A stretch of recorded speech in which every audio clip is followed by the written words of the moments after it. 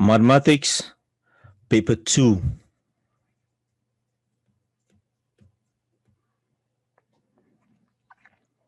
Higher tier, June 2019. These are some of the instructions. It's 1 hour and 30 minutes for this exam paper. And answer all questions. Calculators may be used. Calculators are allowed. Use pi to be 3.142 unless the question instructs otherwise. The marks for each question are shown in brackets. Use this as a guide as to how much time to spend on each question.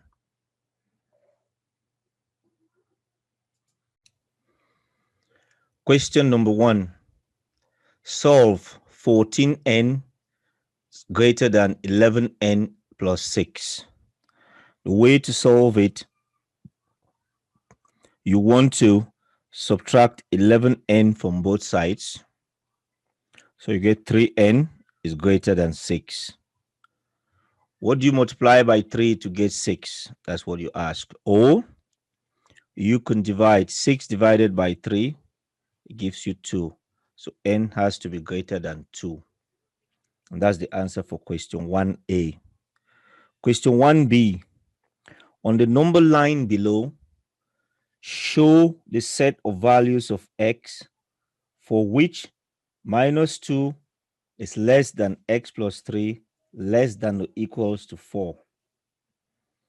You want to make x on its own. So you minus 3 from the middle, minus 3 from the end, and minus 3 from this other end. So minus 2 minus 3 gives you minus 5. 3 minus 3 gives you 0. 4 minus 3 gives you 1.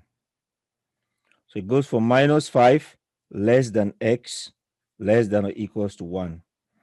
You draw a circle at 5 where you start and a circle at 1 where you end. You shade the one at 1 because it includes 1, the less than or equals to, and you leave the circle open on that one because it doesn't include it. Question number 2. On the grid below, draw the graph of y equals to 2x minus 3 for values of x from minus 2 to 4. This table, you use your calculator to get the values for the table. You would put that function y equals to 2x minus 3 in the calculator, and you go from you start from minus 2, you end at 4 in steps of 1, and it'll give you these numbers. You can work it out without a calculator. 2 times minus 2 is minus 4, minus 3 is minus 7. 2 times minus 1 is minus 2, minus 3 is minus 5. 2 times 0 is 0, minus 3 is minus 3. So you can work out the values and you plot it on the graph. 4, 5. 4 along the x-axis, 5 up. 3, 3. 3 along the x-axis, 3 up. 2, 1. 2 along the x-axis, 1 up. When you plot all the points, you join it with a straight line using a ruler. Question number 3. Hannah is planning a day trip for 195 students. She asked a sample of 30 students where they want to go. Each student chooses one place. The table shows information about her results. Theme park. There are 30 students who want to go to theme park. The theater, 5. Sports center, 8. Seaside, 7. Altogether, 30 students. Part 1. Work out how many of the 195 students you think will want to go to the theme park. So we want to find out what fraction goes to the theme park from the sample. So 30 goes to the theme park out of the sample of 10 out of a sample of 30. So 30 over 30 times 195. It gives you 65 students. Part 2. State any assumption you made and explain how this may affect your answer. Assume the sample represents all 195 students. So that sample of 30 is representing all the students. The sample is representative. Random sample, otherwise the answer will be different. The 30 students are from the 195. 10 out of every student want to go to the theme park, and there is no bias. So those are some of the reasons which you can choose for this question. A container, question number 4. A container is in the shape of a cuboid. The container is 2/3 full of water. A cup holds 275 milliliters of water. What is the greatest number of cups that can be completely filled with water from the container? We first find the volume of the container. Volume is L times W times H. Length times width times height. So it's 19 times 6 times 30 gives you 3,420 cubic centimeters. That's the volume of the container. But it is only 2/3 full. So we want to find 2/3 of that volume. So 2 over 3 times that, 3,420. It gives you 2,280 cubic centimeters. That is the part that is full. Now, we need to divide that into the cups to see how many cups that would be. So 2,280 divided by 275. That gives you 8.29. So there's 8 cups and 0.29 of a cup. But we want completely filled with water. We want the cup to be completely filled. So we completely fill 8 cups and there will be a bit left. So 8 cups is the answer. Question number 5. ABC is a right angle triangle. Calculate the length of AB.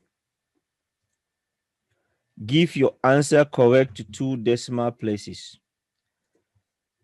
We are using SOHCAHTOA. If that's 38, you're looking that way, that's opposite. And the side opposite the 90 degrees is called the hypotenuse. So we're going to be looking at the formula on the top right. We are using this one, the SOHCAHTOA. So sine of 38 is equals to AB, which is opposite, divided by hypotenuse, which is 16, using the SAW. Now, if we take 16 to the other side, multiply it by sine 38. So 16 times sine 38 would give us 9.850583605. But they want the answer correct to 2 decimal places. So we write it as 9.85. The number after 5 is 0, is below 5. So we leave it as 9.85. So the length of AB is 9.85 centimeters. So remember that formula we are using to SOH, S-O-H. Sine is opposite over hypotenuse.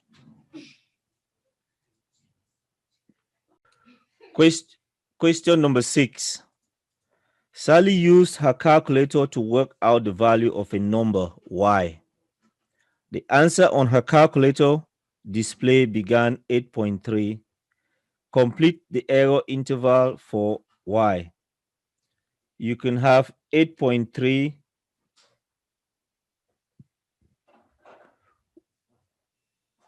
so you can have 8.25 less than or equals to 8.3 and less than or equals to 8.45. But for this one, you can have 8.3 less than or equals to y less than 8.4.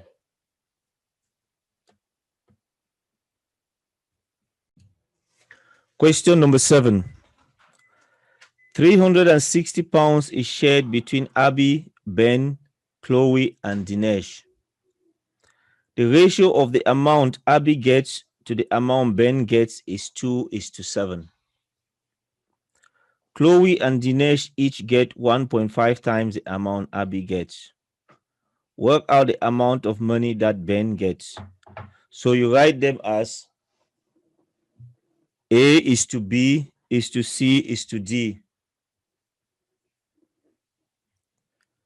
So 2:7 is to 3 is to 3. Now we can add. How did we get 3 for C? Is 2 times 1.5, it gives us 3. And for D, 2 times 1.5, it gives us 3. Because Chloe and Dinesh get 1.5 times the amount Abby gets. So the total is 2 add 7 add 3 add 3. It gives you 15 parts. So it's 360 pounds that is shared. So 360 divided by 15 gives you 24. And to work out the amount of money Ben gets, Ben's part is 7. So we multiply 24 times 7. And that gives you 168. Question number 8. Write 0.0562 in standard form. To change to standard form, the decimal point has to start in front of the first number. So you count 1, 2, 3. It becomes 5.62. 5 is the first number, so the decimal point after the first number. 5.62 times 10 to the minus 3. Starting from the decimal point 1, 2, 3 times 10 to the minus 3. Question 8b. Write 1.5452 times 10 to the 3 as an ordinary number. It's like times 1,000. So you move the decimal place 3 places forward. 1, 2, 3. So it's 1452. 1,452. Question number 9. The circumference of circle B is 90% of the circumference of circle A. Find the ratio of the area of circle A to the area of circle B. So the area of circle A is to B. Circumference of A is to 0.9 the circumference of B. Because circumference of B is only 90%.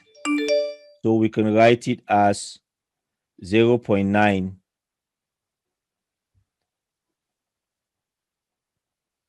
times C. Now, if you multiply by 10, 10C is to 9C. So the length is the C's can cancel, the circumference can cancel. So you have the length 10 is to 9. To change that to area, because area scale factor is length scale factor squared. If you look on the top right, that formula there, area scale factor is length scale factor squared. You need to learn that. So if you square the length, 10 squared is 100, and 9 squared would be 81. So it's 100 is to 81. That's the answer. Next part. Square E has sides of length E centimeters. Square F has sides of length F centimeters.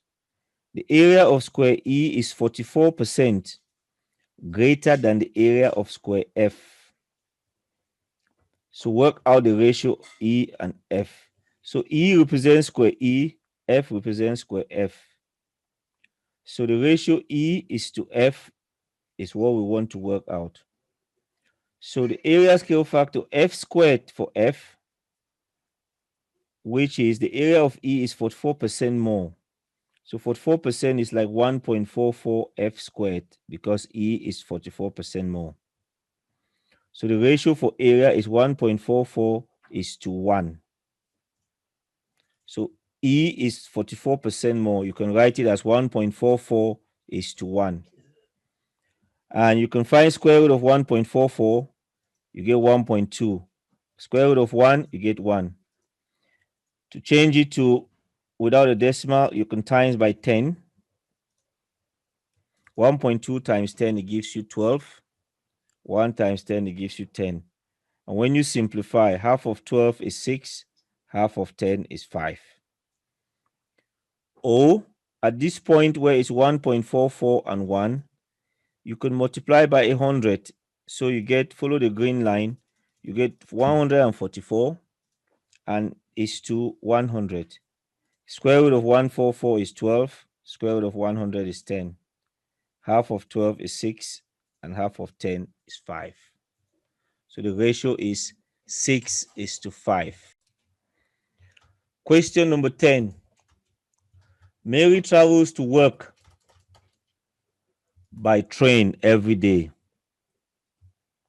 The probability that her train will be late on any day is 0.15.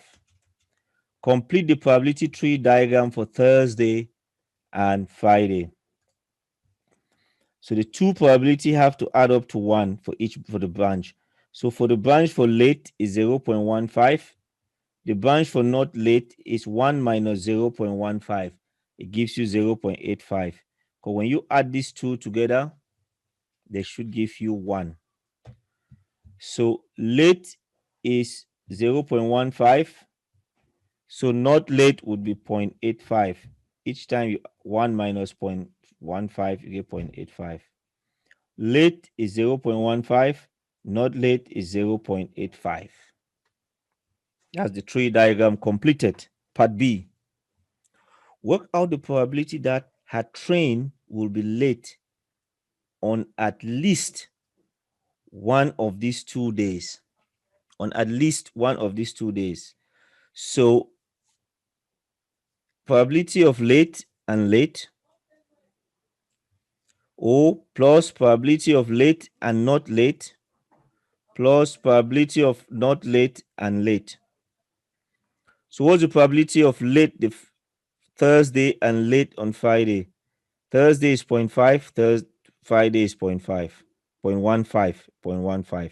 So probability of late on Thursday is 0.15 times probability of late on Friday is 0.15. The next one, probability of late is 0.15 and probability of not late is times 0.85.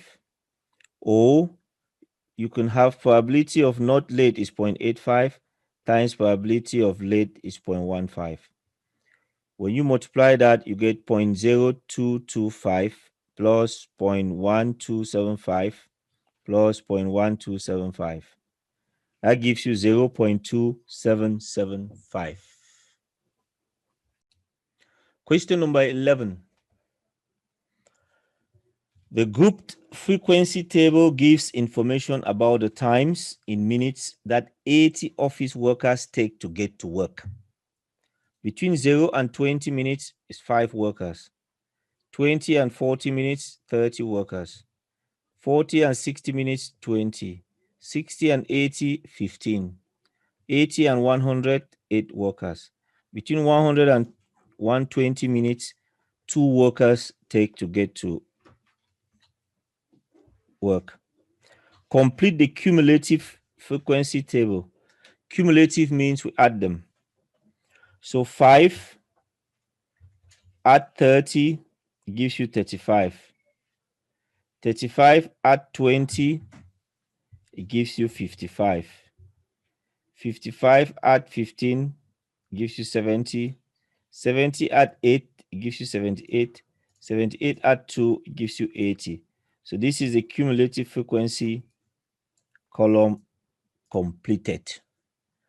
And the part B says, on the grid, draw the cumulative frequency graph for this information. So we can mark those points using the upper class boundaries. When we mark all those points, you join them with this green line, this green curve. And this shape is called an ogive shape, O-G-I-V-E. Part C, use your graph to find an estimate for the percentage of these office workers who take more than 90 minutes to get to work. Remember, more than. So you go to 90 minutes, you draw a straight line to meet the graph and a straight horizontal line to meet the y-axis, and it meets at 75. So because we want more than, 80 minus 75 gives you 5. So we want to find the percentage, and it's an estimate. So it's 5 divided by 80 times 100%. That gives you 6.25%. Question number 12. OAB is a sector of a circle with center O and radius 7 centimeters. The area of the sector is 40 centimeters squared. Calculate the perimeter of the sector. Give your answer correct to 3 significant figures. So area of a sector is given by angle divided by 360 times pi radius squared. You need to learn this first formula. Area of a sector. The area is given as 40, so we sub in 40. The angle, we don't know the angle, divided by 360 times pi, which is 3.142, times the radius, which is 7 squared. So we have to solve this to find what the angle is. You can rearrange it to make the angle the subject. So it would be 40 times 360 divided by 7 squared is 49 times the pi. So that gives you 93.5441. So that's the angle. Perimeter is the distance around the shape or the object. So you start from O, you go to A, you go around A to B, B to O, you come back. So what we want to do, we add O to A, which is 7, plus O to B, which is another 7, plus we now need to find the arc AB. The formula to find the length of an arc, you can see it here, is the angle divided by 360 times 2 pi r. The angle divided by 360 times 2 pi r. So the angle is 93.544 divided by 360 times 2 pi r is 7. Put that all in the calculator, it gives you 25.428. But they want the answer to 3 significant figures. It's very important to check it, how they want you to give the answer. And that will give you 25.4. Question number 13. Show that 6 plus square bracket open x plus 5 divided by x squared plus 3x minus 10 over x minus 1 simplifies to ax minus b over cx minus d, where a, b, c, and d are integers. The first thing is whatever is inside that square bracket, let's do that first. So it's x plus 5 divided by 1. Instead of divide, we change it to times, and the second function we flip it. x plus 5 divided by 1 times x minus 1 divided by x squared plus 3x minus 10. Next, we have to factorize, put x squared plus 3x minus 10 into two brackets. That would be x plus 5, x minus 2. So factorizing x squared plus 3x minus 10, x plus 5, x minus 2. You can use your calculator to find those values to factorize. Now, what you can see, there's x plus 5 at the top, x plus 5 at the bottom. So that can cross out. So you're left with 6 over 1 plus x minus 1 over x minus 2.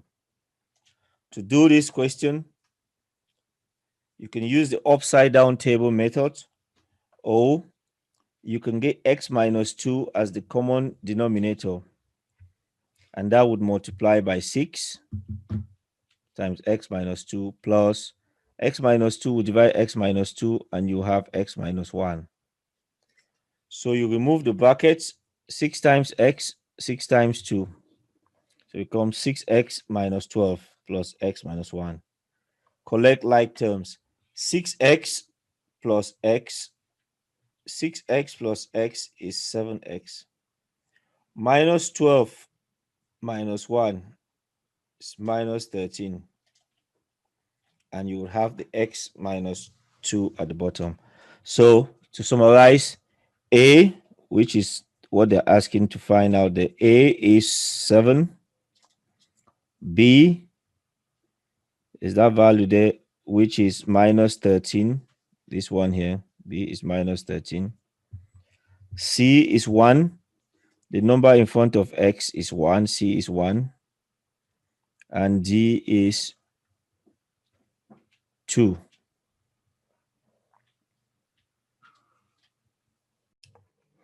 Question number 14. A car moves from rest. The graph gives information about the speed, v meters per second of the car, t seconds after it starts to move. Speed on the y-axis, time on the x-axis. Part A. Calculate an estimate of the gradient of the graph at t equals to 15.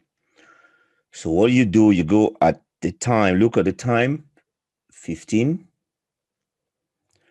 You do a straight line up to where it meets the graph. So from time 15 seconds, you do a straight line to where it meets the graph, the curve. And then you draw a tangent, the blue line that passes through that point. You draw that tangent. And then from there, you work out the gradient. You choose a triangle. I have chosen this triangle. And you choose a triangle such that it is easier to work out the numbers. So I've chosen a triangle where you can see here it goes from 20 and then 8. So for the time, it goes from 8 seconds to 20 seconds. So 20 minus 8, it gives you 12. 20 minus 8 gives you 12. And if you look on the y-axis, which is the speed, it goes from 12.5, and you can get the top part as well, and you get that distance of 9.5. So the gradient is the rise divided by the run, or the change in speed divided by change in time, which gives you acceleration. So 9.5 divided by 12. 9.5 divided by 12, you get 0.79, which gives you an estimate of the gradient at that point. Part 2 says, describe what your answer in part 1 represents. It represents acceleration. Another way to say acceleration is the rate of change of speed, or the increase in speed over time. But acceleration is correct for the 1 mark. And how do you know it is acceleration. That gradient is change in speed, 9.5 divided by 12. Speed is meters per second, m divided by s, divided by seconds, which is the same as meters per second, m divided by s times, you flip them around 1 over s. So it's m divided by s squared. M divided by s squared is also written as meters per second squared. And that's the unit for acceleration. And you will see that in physics. Another way to think of it is meters per second times second, meters over second times second. It gives you meters. And the area, that one is meters over second times second. The seconds will cancel, gives you meters. So the area is equals to the distance. So the area under that graph is the distance. The gradient is the acceleration. Question 14, part B. It wants us to find an estimate for the distance the car travels in the first 20 seconds. And we use 4 strips. So we start from 0 up to 20. From 0 to 20, we divide it into 4. 20 divided by 4 is 5. So each strip is 5 seconds, or 5 in length, in width. Now, when you divide it into 5, you draw a straight line from 5 up to the graph, straight line from 10 upwards, from 15, from 20. And you join it to form area A is a triangle. Area B is a trapezium. Area C is a trapezium. And area D is a trapezium. And the reason why it's an estimate is because it wouldn't be accurate. There is the little gap there. When we draw that straight line and the curve, you see that gap there. So we're missing those ones. For A, there's a gap underneath a little bit. So that's why it is an estimate. So the area under gives you the distance traveled.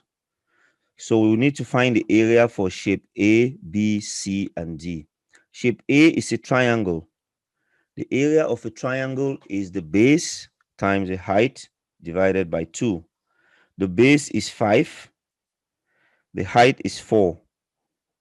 So the area of triangle A is 5 times 4 divided by 2, which gives you 10. We go and find the area of trapezium, and B is a trapezium. Look at the formula there on the right hand side, this red shaped trapezium. That's the formula to find area of a trapezium. Area is half sum of parallel sides, which is A plus B, half A plus B times H. So you add the 2 parallel sides, divide by 2, and times the height in between them. So it would be area of B, half bracket 4 plus 12 times 5. The height between them is 5. The width gives you 40. To find the area of C, 12 plus 18 divided by 2 times 5. That gives you 75. Now we go and find the area of D. 18 plus 20 divided by 2 times 5. That gives you 95. Now the total area, you add area A plus area B plus area C plus area D. So 10 plus 40 plus 75 plus 95. That gives you 220 meters. So between 0 and 20 seconds, the distance traveled is 220 meters. And the way to do it is divide the area into 4 strips, and then you work out each area and you add the total. Question number 15.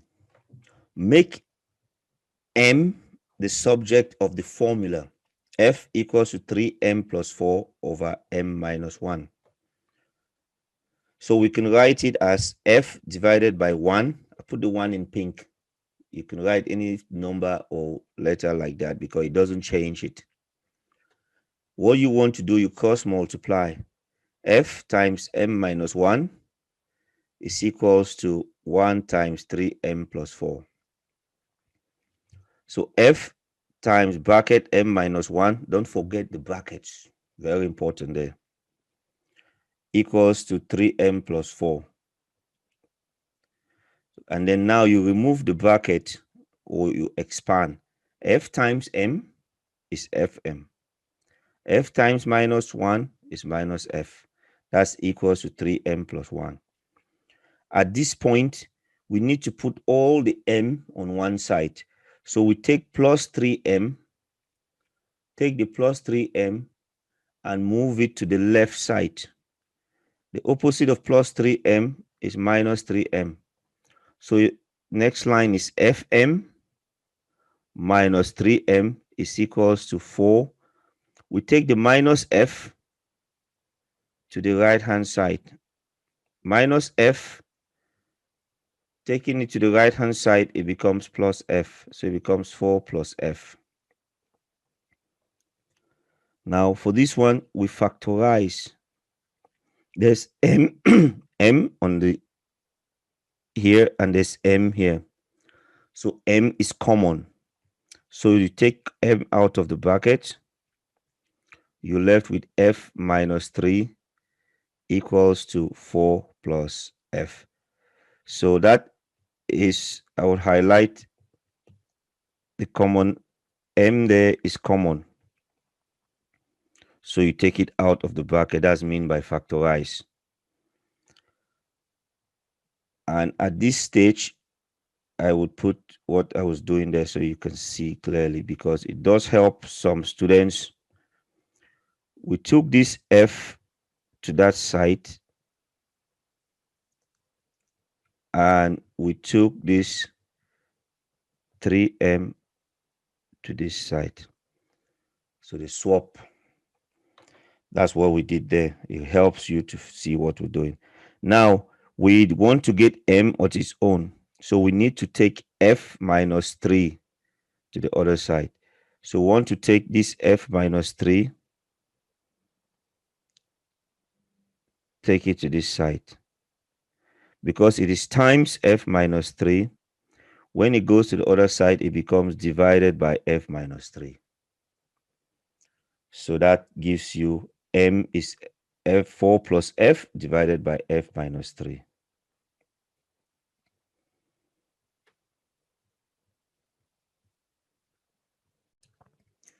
Question number 16. The straight line L has equation 3y equals to 4x plus 7.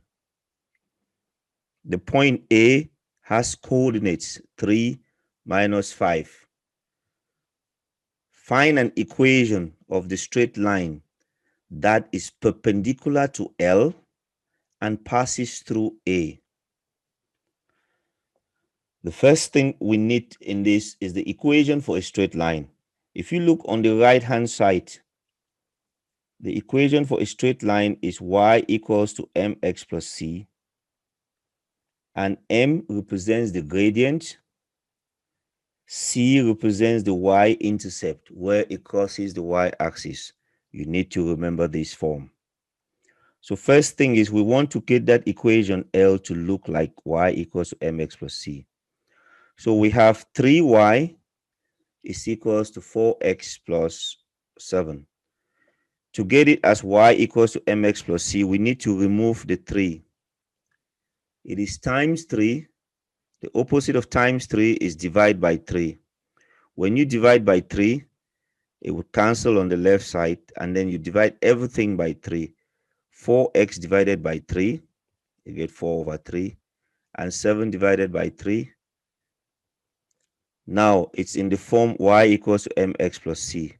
So your gradient m is 4 over 3. So your gradient is 4 over 3.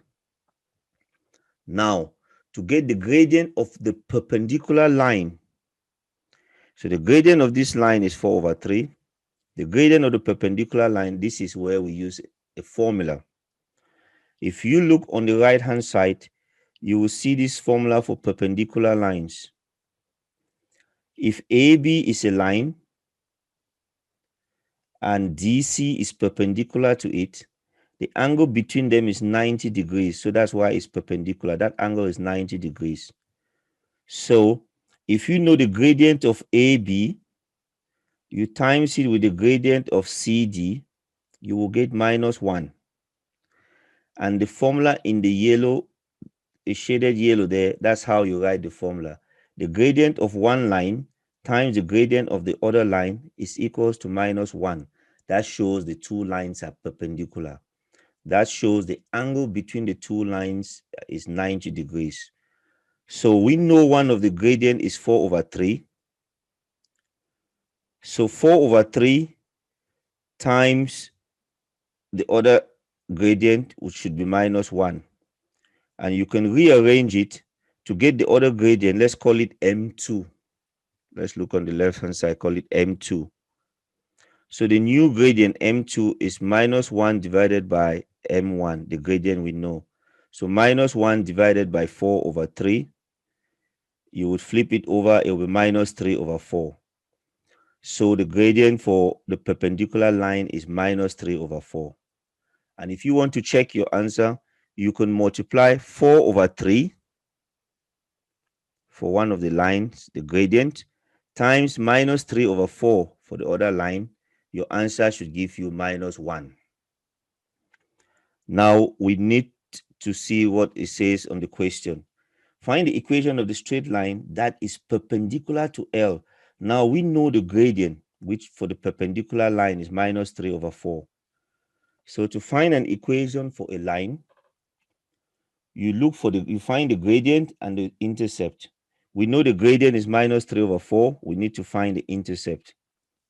So we write out like this: y equals to -3 over 4x plus c. We want to find c. Now that we know the gradient 3 over 4, we need to find c.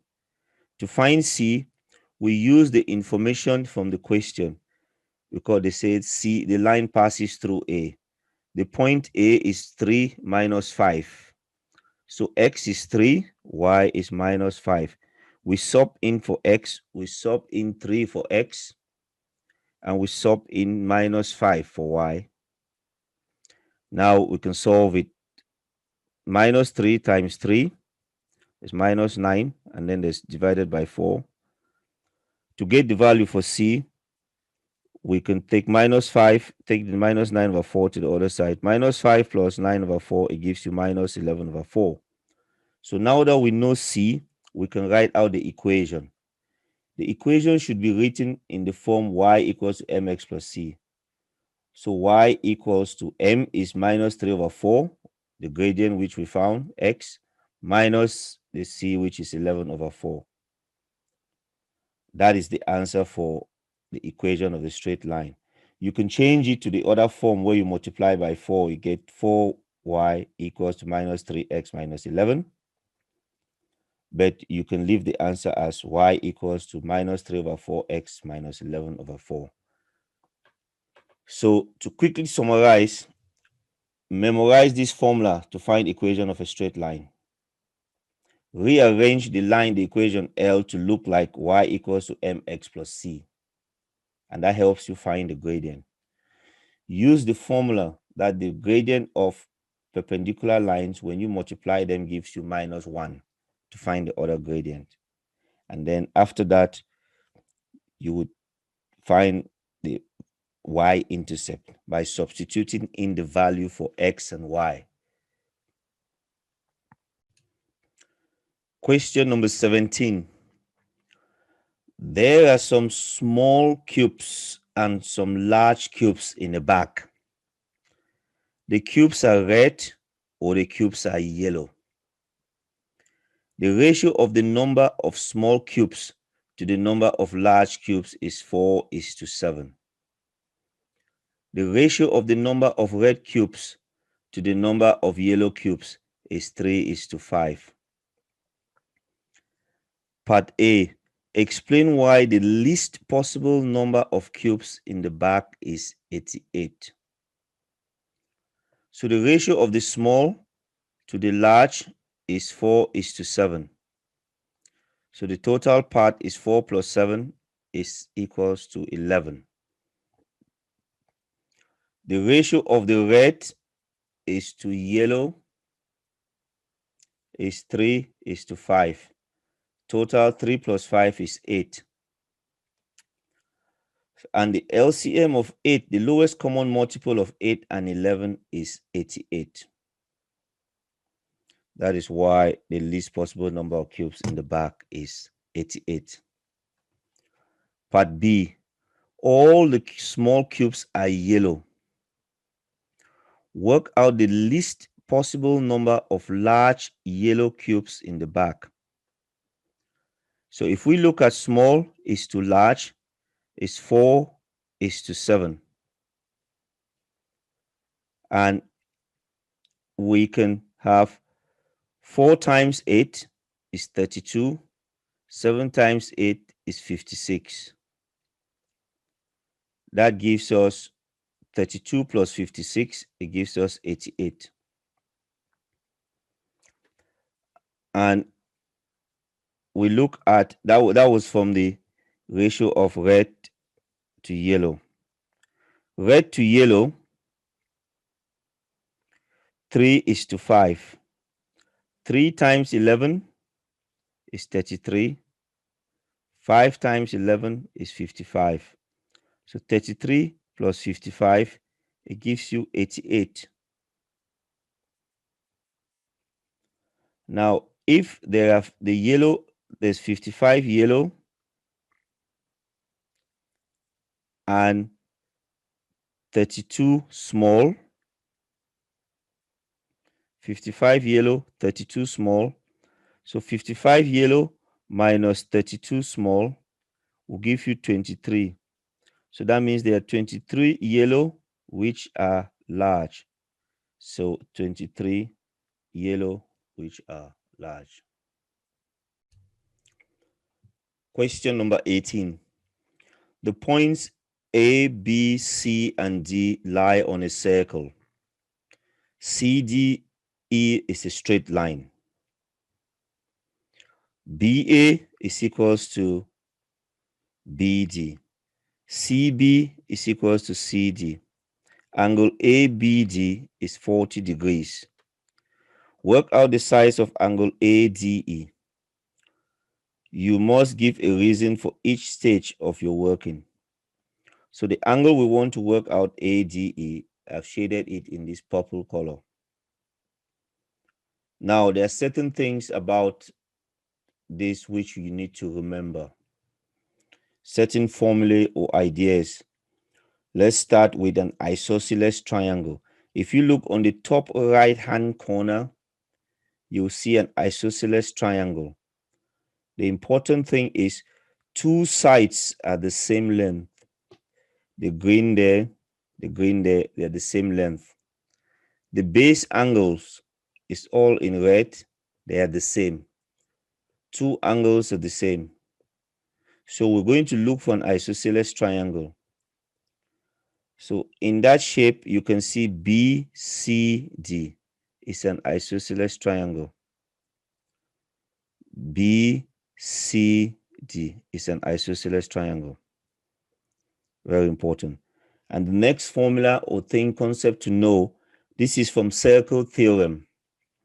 It's in this box underneath that isosceles triangle. You see the quadrilateral which is inside a circle is called cyclic quadrilateral. Those angles A, B, C, and D. The opposite angles A plus C add up to 180 degrees. You need to remember that. And the other opposite angles B plus D add up to 180 degrees. We're going to be using these two ideas. So angle BAD, angle BAD, 180 minus 40 divided by 2, it gives 70. So 70 degrees is the angle for BAD. And since that triangle is isosceles, and how do we know it is isosceles triangle? The two yellow lines are the same length. That's why they got that dash on it. The two yellow lines are the same length. So that's 70 degrees. The other one should be 70 degrees. BDA is 70 degrees. And we say triangle, the BCD is isosceles triangle. Because now the next thing is 70 plus BCD should be 180. Those two angles should be 180 because opposite angles in a cyclic quadrilateral add up to 180. So 180 minus 70, it gives you 110 degrees. So if you look at the diagram, you see that green line. This 70 and 110 gives you 180. So you get that 110 by doing 180 minus 70 because those two angles add up to 180 from the formula from the circle theorem. Angle CBD and angle BDC is 35 degrees. Angles in a triangle add up to 180. So if we know this is 110, 180 minus 110 divided by 2, it gives you 35. So each of these little angles there is 35 degrees in that other isosceles triangle. Now, to get the angle we are looking for, ADE, which is in purple, we look at the straight line CDE. Angles in a straight line add up to 180 degrees. So that means 180, take away 35, take away 70, give you 70 degrees. So angle ADE, you get it from 180, take away 35, take away 70. And that gives us 70 degrees. Question number 19. The diagram shows a triangular prism. The base ABCD of the prism is a square of side length 15 centimeters. Angle ABE and angle CBE are right angles. Angle EAB is equal to 35 degrees. M is the point on DA such that DM is to MA is equals to 2:3. Calculate the size of the angle between EM and the base of the prism. Give your answer correct to 1 decimal place. Before we begin, let's just go and look at the top right hand side, top right hand corner. It gives you the formula SOHCAHTOA, and we're going to be using one of them. We're going to be using the tangent one, which is opposite over adjacent. And in the top right corner, just below, you see a triangle, which gives the way to find the length of the hypotenuse. Pythagoras Theorem, a squared plus b squared equals to c squared. We're going to be using that formula as well. So what we can start by, dm is to ma is given in the question as 2:3. Now, if you multiply 2 by 3, it gives you 6, and you do the same, multiply by 3 on the other side, 3 times 3, it gives you 9. So you divide dA, 6, and 9. So dm is 6, from d to m is 6, from m to a is 9. because the ratio is 2:3. 2 plus 3 is 5. 15 divided by 5 is 3. So each part is 3. That's why we multiply by 3. Triangle AEB. So if you look carefully on the diagram, look for triangle AEB. You look for triangle AEB, you will see it there. It's colored in yellow. You use the tangent of 35 degrees is opposite, which is EB, divided by adjacent, which is 15. So from there, you can work out EB. EB is 15 times tan 35 degrees, which gives you 10.5031. So the height EB is 10.5031. So we've used that first triangle, which is colored in yellow. Now, we're going to use Pythagoras Theorem. MB squared, the pink line on the bottom, MB squared, we're using the other triangle now, is 9 squared plus 15 squared. And to get MB, we square root of 9 squared plus 15 squared. So square root of 81 plus 225. It gives you 17.4929. So that length AB is 17.4929. Now we go to the third triangle. The third triangle is MEB. The triangle that is completely drawn in pink, MEB.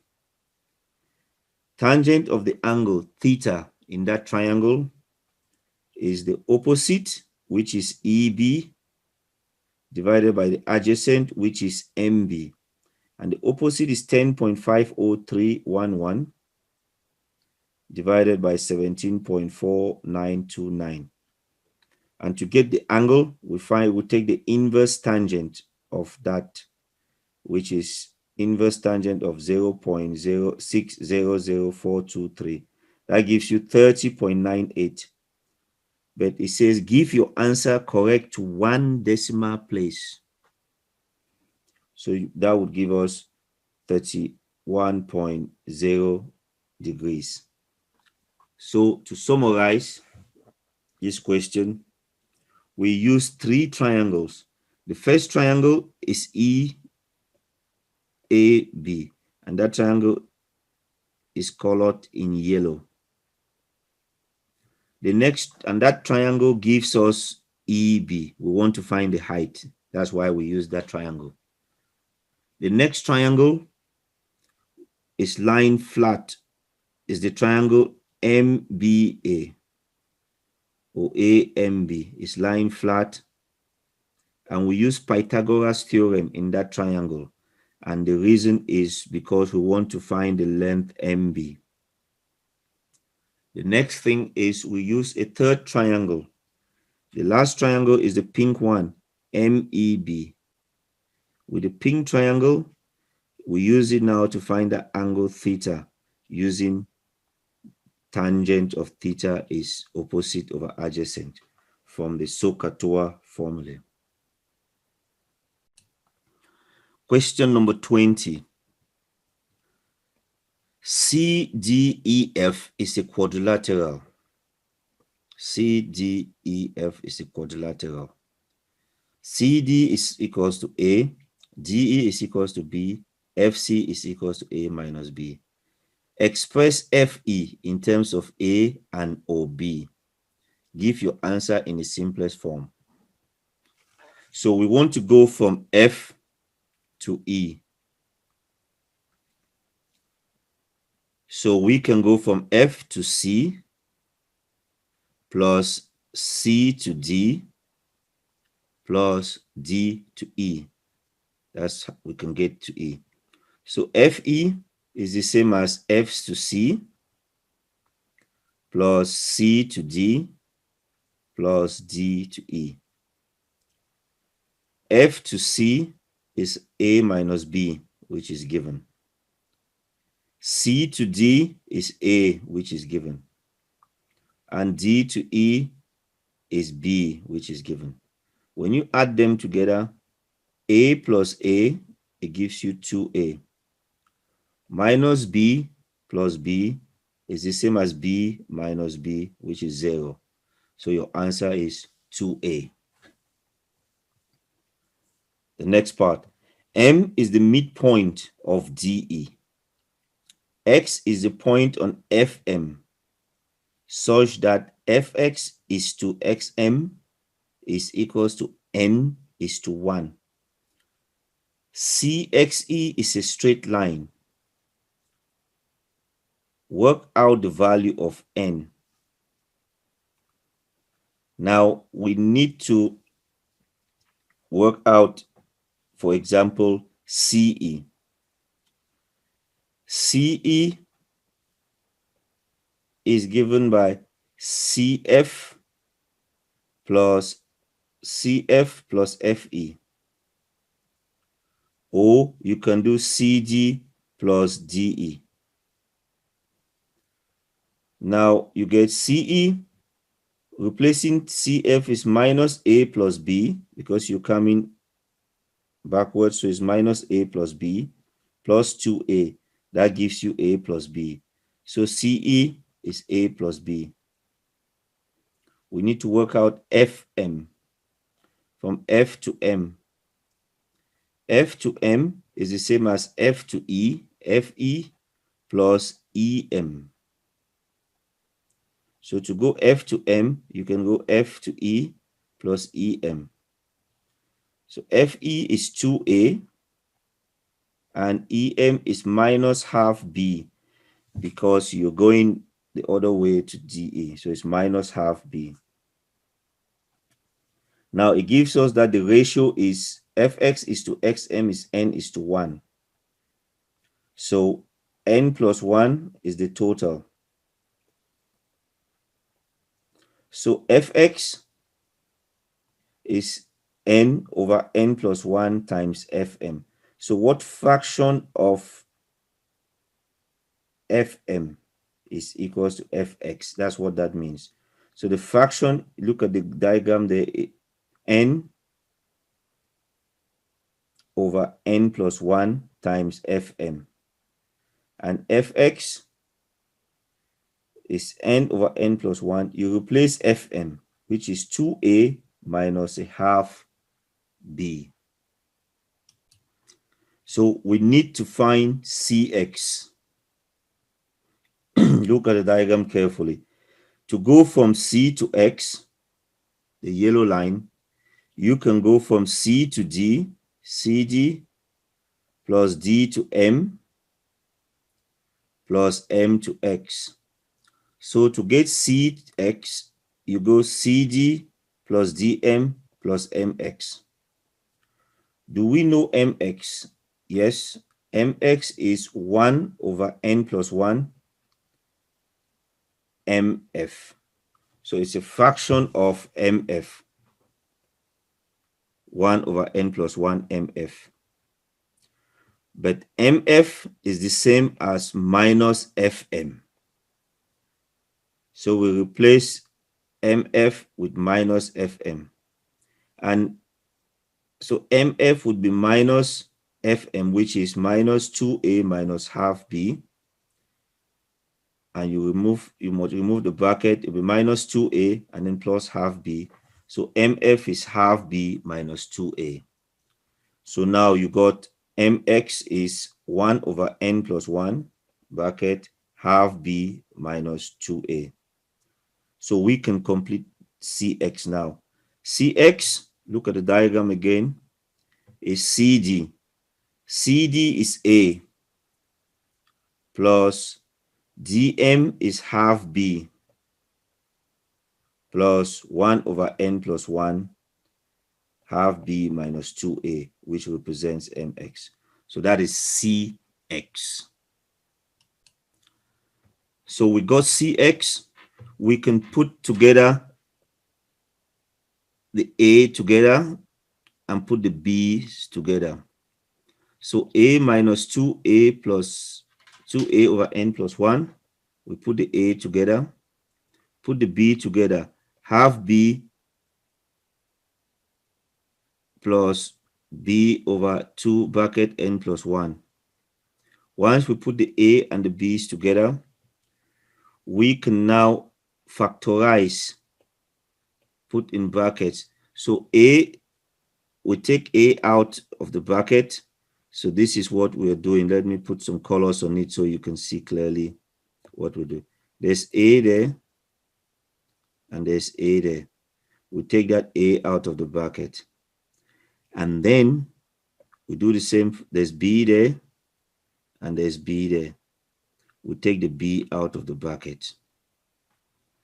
That factorizing.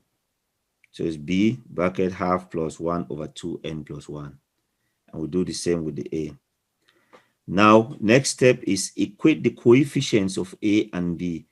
What coefficients is what is in front of a and what is in front of b. We make them equal to each other. What is in front of a is 1 minus 2 over n plus 1. What is in front of b is 1 half plus 1 over 2 bracket n plus 1. So what is in front of a equals to what is in front of b. That means equate the coefficients. Now we can put the numbers to one side.